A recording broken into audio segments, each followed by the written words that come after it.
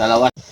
So, yun na nga mga idol. So, dito tayo ngayon mga idol. So, gagamitin natin yung unit ni Sir Mercado PH. Yan mga idol. Yung barrel ni Sir Mercado PH. Ito po yung MK004 na na-index natin mga idol sa 3.5. Mga idol, ayun mga idol. So, gagamitin natin ngayon. Ito yung mga barrel yan. So, ito yung mga pellets na isasalpak natin mga idol. So, ito mga idol, take note. Naka-chamber po ito sa local pellets. So, masyadong malaki yung kanyang chamber, kaya yung mga ganitong klaseng projectile natin mga idol is pasok po siya dito sa ating chamber. So hindi ko alam kung pwede ko siyang bawasan ng kaunti, pabawasan natin ng kaunti para hindi po ganun kabaon yung ating pellet. So anyways mga idol, ito po yung isusubukan natin ngayon kahit sobrang hangin. So alam ko naririnig yun mga idol, sobrang lakas talaga ng hangin. So hindi po ako binibigyan ng magandang panahon ngayon. So ngayon mga idol is araw na Martes. Ayan, Martes, February 3. Ayun mga idol, so malakas yung hangin dito sa amin mga idol. Ito yung ano ko lang, kwento ko lang yung ating setup na ngayon. So last time bumaon po yung ating hammer.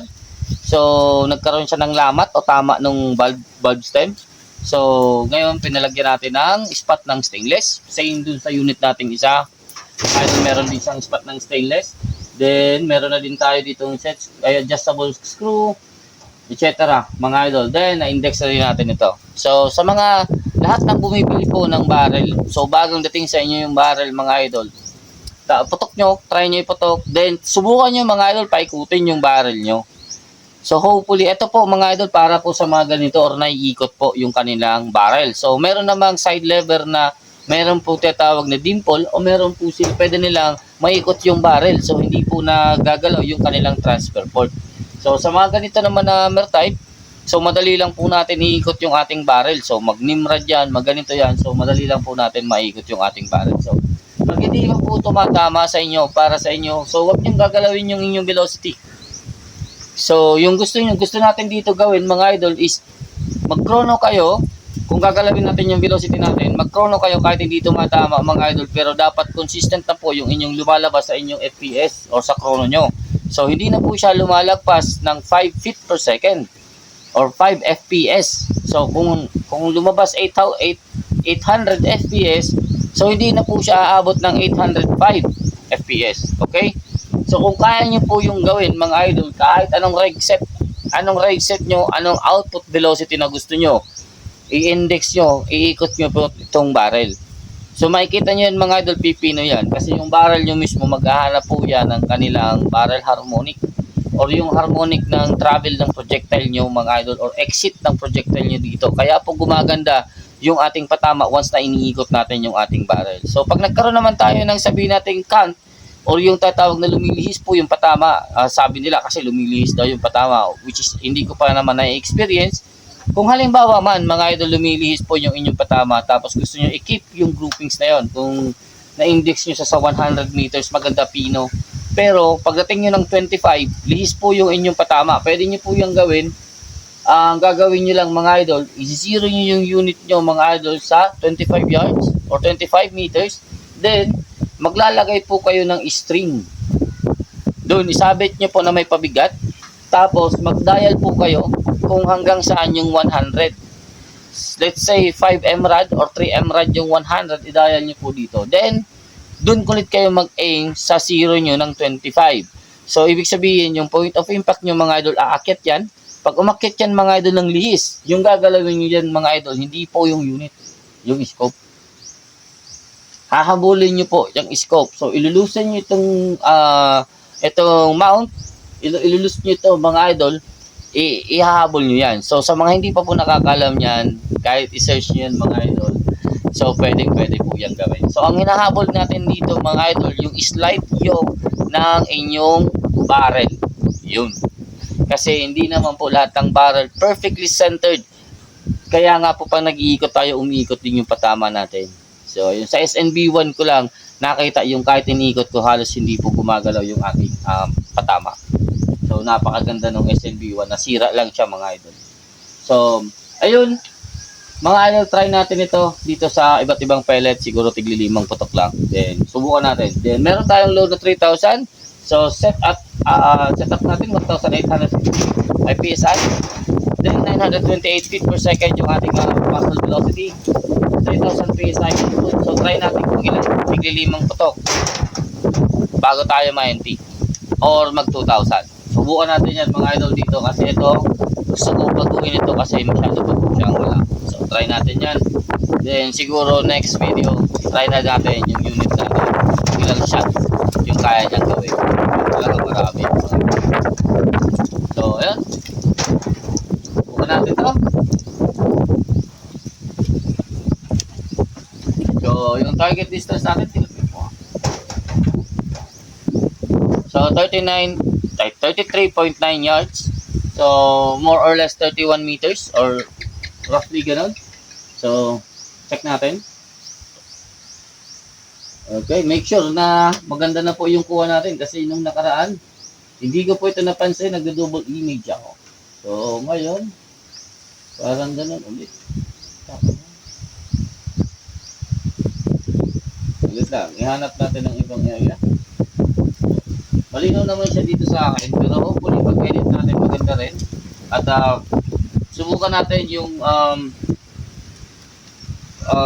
group picks natin. Try natin. So magsisimula ako dito sa Y. Lahat mga doon ang puputokan ko is itong mga puwet lang ito.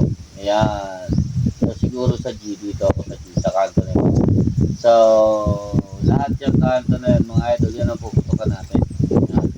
So sunod-sunod yung tiglilimo putok. Subukan muna natin dito sa Astro 18. Kahit kung malakas yung hangin, subukan natin.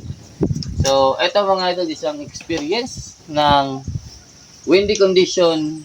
Tingnan natin kung kaya natin makapag-hunt gamit itong MK004.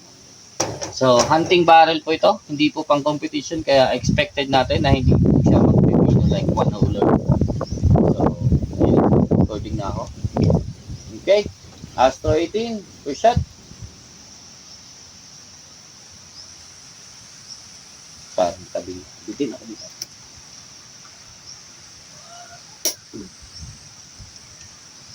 Okay. Ayun. Astro 18. First shot.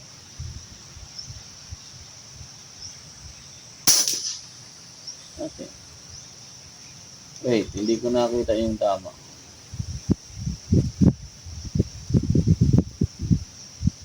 Okay. Hanapin ko lang ha.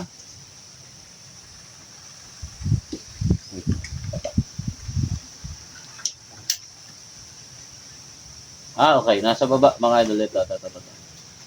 Okay. One more.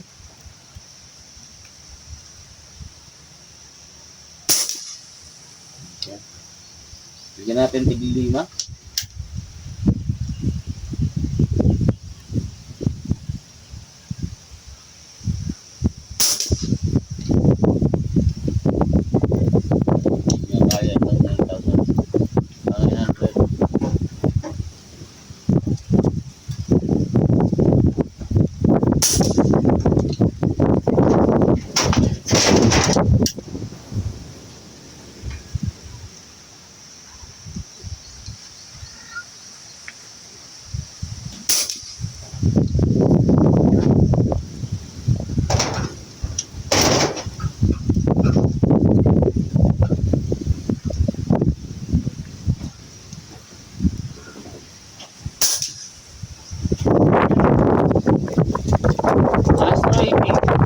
Halos parang water. So meron akong dalawang unang putok mga idol na yung una ko nag-drop tapos yung pangalawa ko nag-side.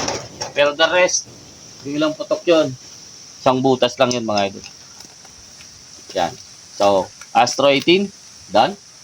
Subukan natin itong PLW M3-H. So, premium pellets. Try natin ito. Siguro mamaya mag-adjust na lang ako ng crosshair sa ibang pellet kung hindi na kasya sa box. Wala akong yung pasok talaga. Okay? So, dito ulit ako.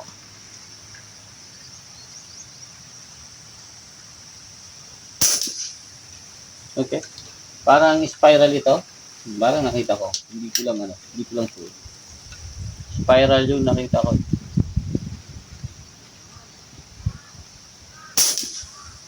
Okay. Nandun din.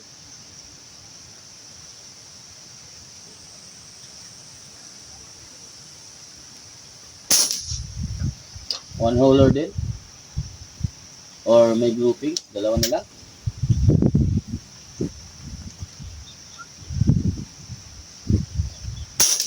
Okay. So, hangin.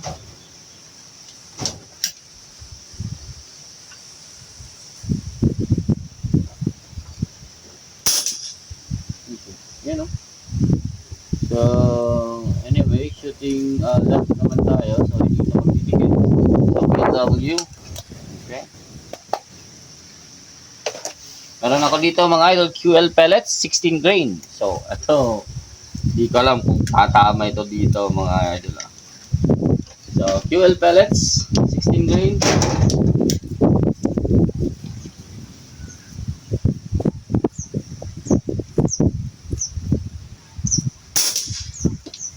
Kung mapapansin nyo, halos same po ang kanilang point of impact.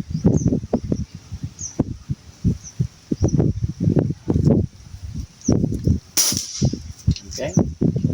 Baka nag-delay lang.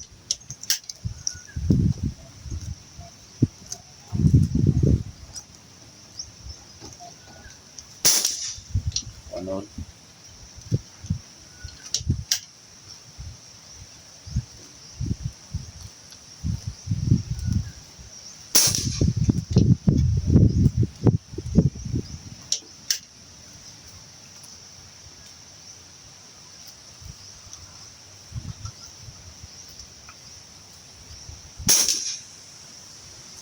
Apa?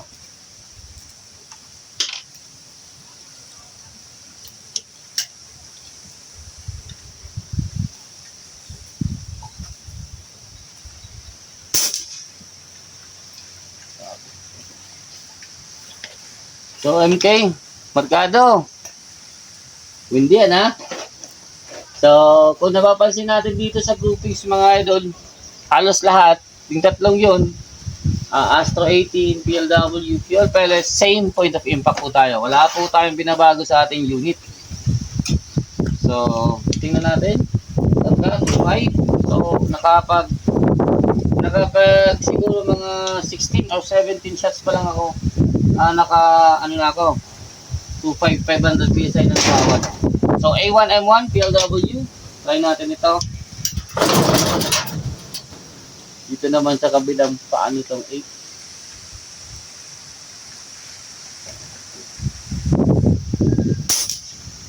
Okay.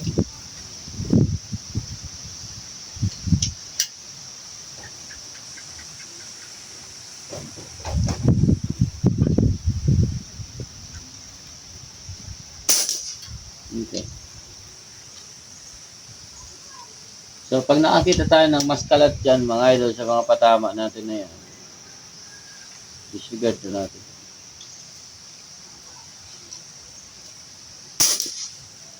Okay. Ito pa.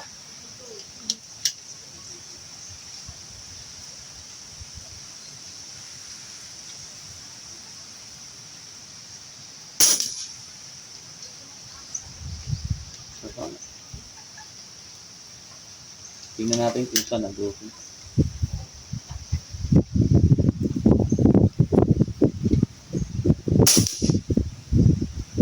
So, dito siya nag-grouping. So, anyways, yun yun ang A1M1 PLW. Medyo hindi siya nagtikit-tikit. Siguro kailangan lang natin siyang i-reload. So, siguro kung na-reload natin, dito na natin to. Kasi hindi forgiving yung kanyang patama. So, dito naman tayo mga idol sa GSD. Ayan. Ito mga idol, GSD pellet. So, kulang tayo dito ng 5. 5 lang gagawin ito natin. Sige. Bigyan ko na ng, ilan yan? 7. Relate natin yung dalawa. I-group X natin yung 5. So, dito po, sa baba yung dalawa.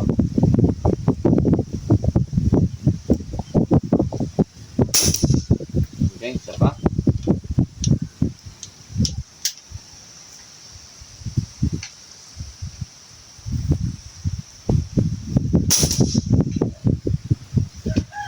Okay, sa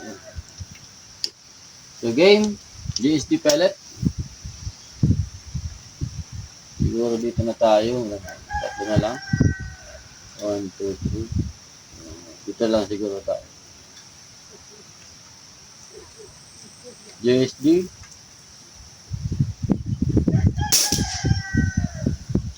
Okay.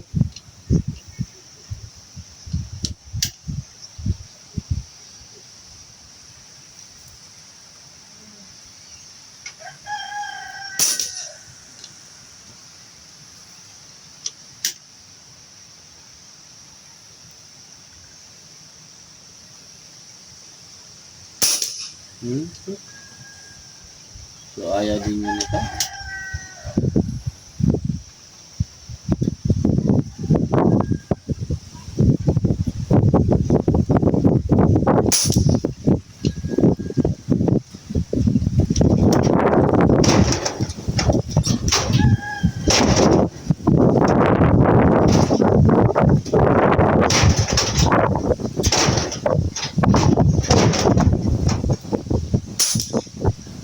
Grabe, lakas talaga ng wind. So, pero okay lang naman sa akin yan, umarali. Okay. So, dito na natin ito kasama natin A1M1. So, try natin itong bago ni Sir Robert. Ayan. PLWBM. Actually, hindi ko pwede natatry dito. So, natry ko ito mga idol dun sa NB natin. So, dito hindi ko pa ito nasusubukan. So, BSM1. Wala lang rin. Pare-parehas lang naman. So, ito, medyo masikip siya dito. So, medyo masikip siya. Pero alam ko, Tor mold din ito. So, ito mga idol is Tor mold. Tor mold din ito. Pero masikip. Ito maluwas. So, may pagkakaiba din. Ito tayo.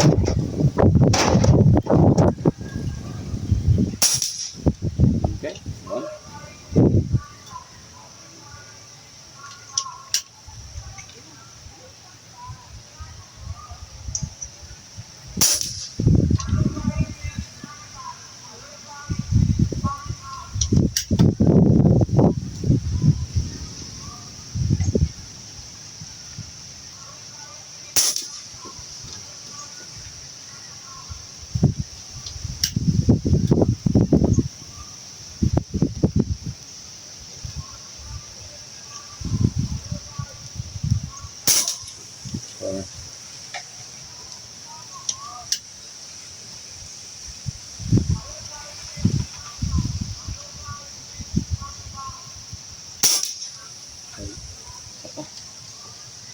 Parang maganda dito.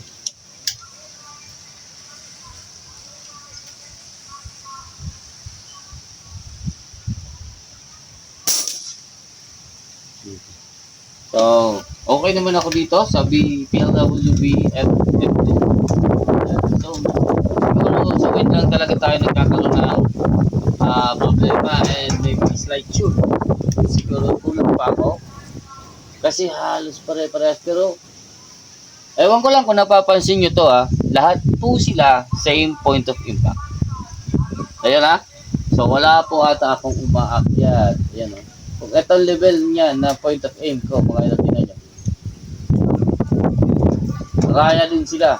Dito mga idol sa PLW, kasi bumaba ako dito, pero kung dito ako nag-aim, mataas din yan ng kaunti. Ayan bumaba So, lahat ito mga idol na nandito, lahat yan na pinutok natin, isa lang po ang point of aim, of impact. So, ito naman, Asbook pellet. So, ito mga idol, isa pa to, hindi ko pa po nabibigyan ng review. So, sir, sa maker po nito, pasensya na po at hindi ko pa po siya mabigyan ng review. Pero hopefully dito, makita natin yung patama ng Asbook pellet.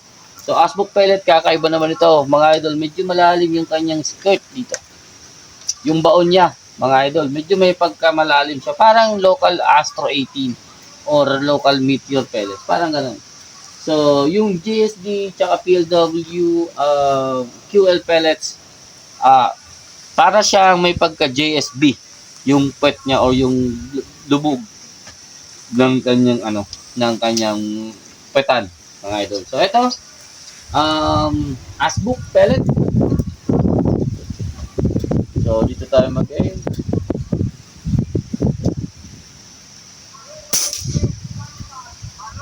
Okay.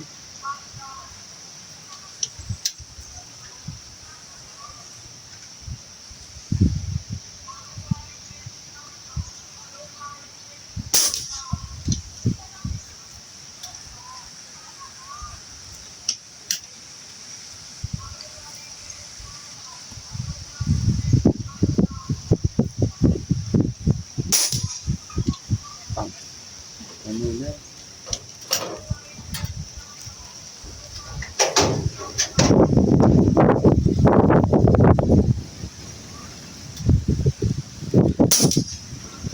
Ah!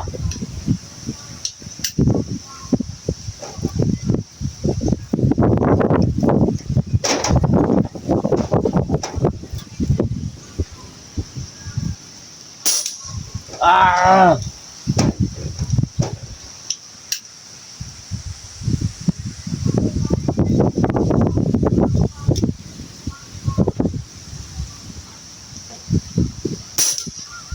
Yun lang. So, yung last shot kasuabit, pakaganda ng Asbook. Woo! So, sa 928 feet per second dito sa unit natin, mga idol. So, Asbook yung nakita kong maganda sa lahat. So, ang tawag dyan, mga idol, dito siya na-tune.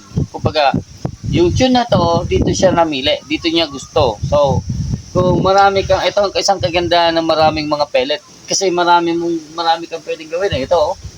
So, dito sa isang tune ko lang, pwede na ako maghanap kung alin dito yung gusto kong gamitin. So, tig-5 putok lang gamitin ko. So, pwede ko na malaman kung alin para sa kanya. So, sa ganitong setup na to, pwede ko nang gawin yun. So, sa dito, ito yung tier 1. Yan. Meron pa tayo dito, mga idol. Ito din, hindi ko pa rin nagagawa ng review, pero na-testing ko na din ito. So, parehas itong Asbook, ito, at JSD tsaka PLW, ang gaganda nila, mga idol. So, hindi mo na alam kung saan ka bibili. Ayan. So, ito naman, mga idol, na Pelstar, yung peta naman niya, mga idol, medyo may pagkabaon. Pero, hindi kasing baon nung Asbook. Ano ba? So, pero, medyo may pagkabaon niya, no? So, ito naman, subukan natin dito sa, so, meron pa tayo dito yung 2,200 PSI. And hopefully, pero pag hindi na siya bumigay ng maganda, karga natin. So, eto, saktong-sakto din, no? So, saktong-sakto. Samantalang yung Asbook, mga idol, bumabaon siya sa atin, lumulubog siya doon. So, yung saktong-sakto sa lahat ng ginamit ko dito is yung ASO tsaka yung BM2. So, okay. Pelstar.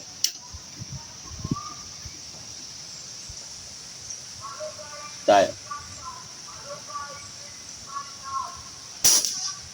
Okay? Pag nakuha mo na yung potential ng barrel,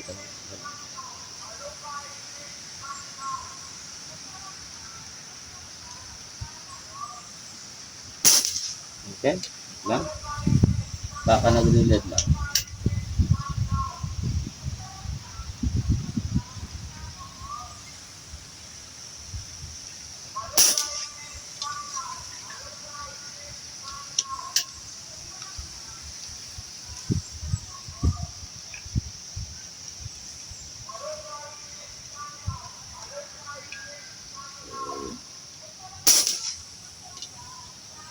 Na-tempo ko yung walang wheel.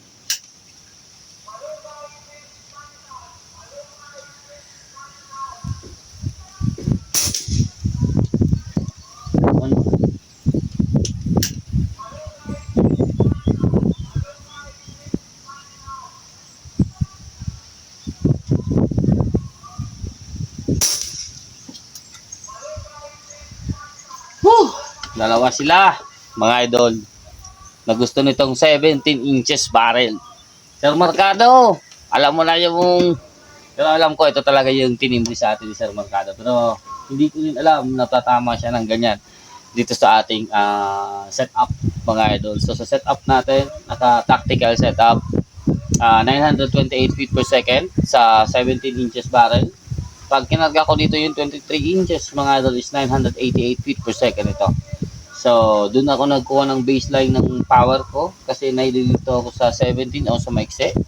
So, doon ako kumuha ng baseline power, then sinalpa ko itong 17 inches, then diretso na ako dito sa pellet na to. So, sa tingin ko, etong, hindi ko na tuloy alam yung hilera nito. So, parang ganyan yan. Yan. Tama ba? Oh. Parang ganyan. Yan.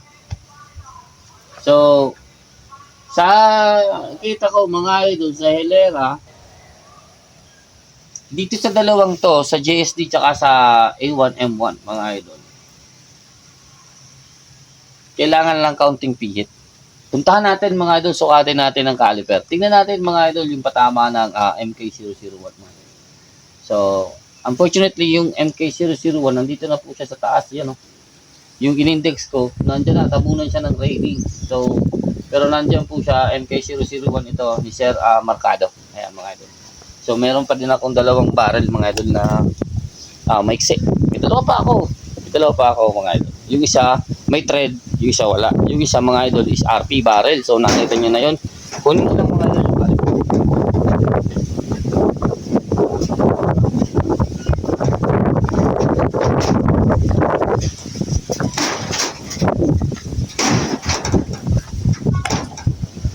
So, punta natin yun. So, ayun mga idol, para makita nyo din yung wind condition natin dito. So, dito. Yan. Damang-dama ang hangin. So, distance target natin, around 31 meters. So, hindi po ako, sa mga tatanong, hindi po ako pumuputok o nag-groupings ng under 30. Bihira.